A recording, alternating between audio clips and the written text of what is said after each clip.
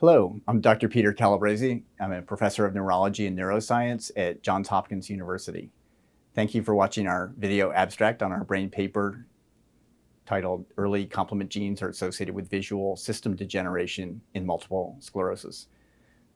This is a study that was conceived many years ago. We were interested in the question as to why some people with MS will go for many decades without very much disability at all, whereas other people become disabled rather rapidly.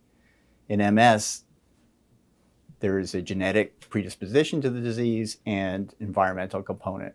We were interested as to whether there was a genetic susceptibility to neurodegeneration. This has been a difficult question to answer because many patients will compensate for the first 10 or 20 years and not manifest with disability.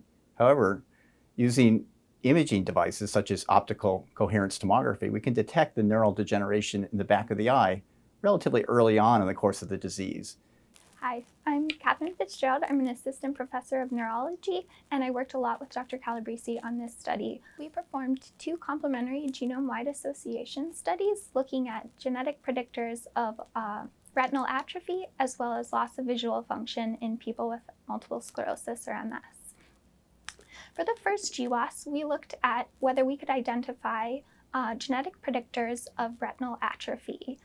For this study, our first step was we identified a patient-specific rate of change in retinal atrophy over time.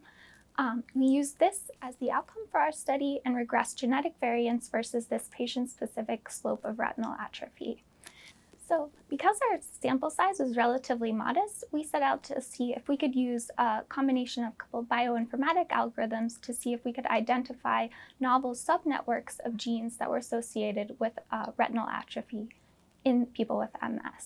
For this analysis, we performed a novel network analysis and tested for enrichment in the identified networks. Interestingly, we found that variation in complement pathway genes was associated with faster retinal atrophy. Complement has a well-known role in neurodegeneration, and given this intriguing finding, we set out to see if we could replicate these findings in an independent cohort of people with MS. For our replication study, we found that in this new population, variation in complement pathway genes was associated with faster retinal atrophy.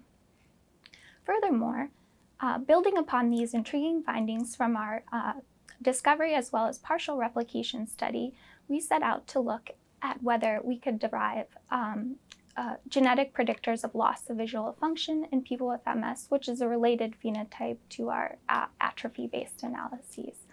For this study, we performed a true discovery and validation set where first we evaluated whether we could identify genetic predictors of loss of visual function, loss of low contrast letter acuity in people with MS.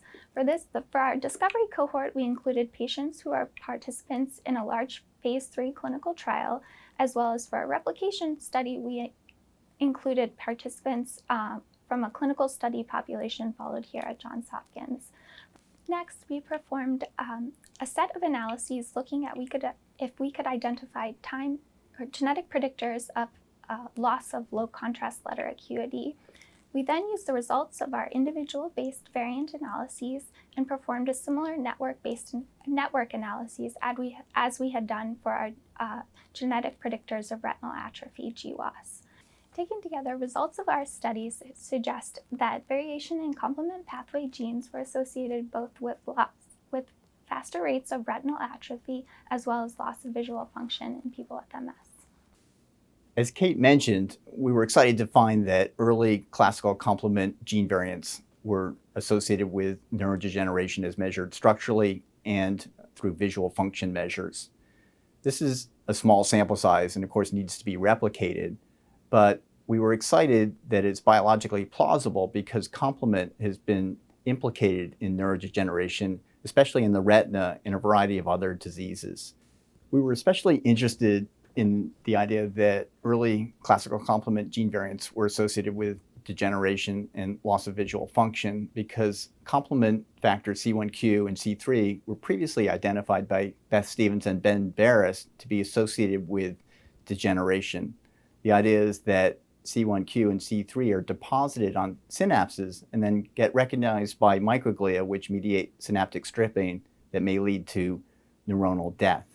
If this pathway were to be involved in MS, it might allow for therapeutic intervention by blocking C1q or C3 production or deposition.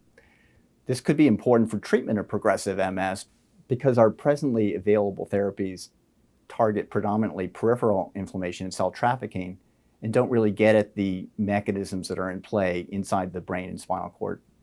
I'd like to thank all the co-authors who participated in this study and recognize the sponsors, including the National MS Society, for their support.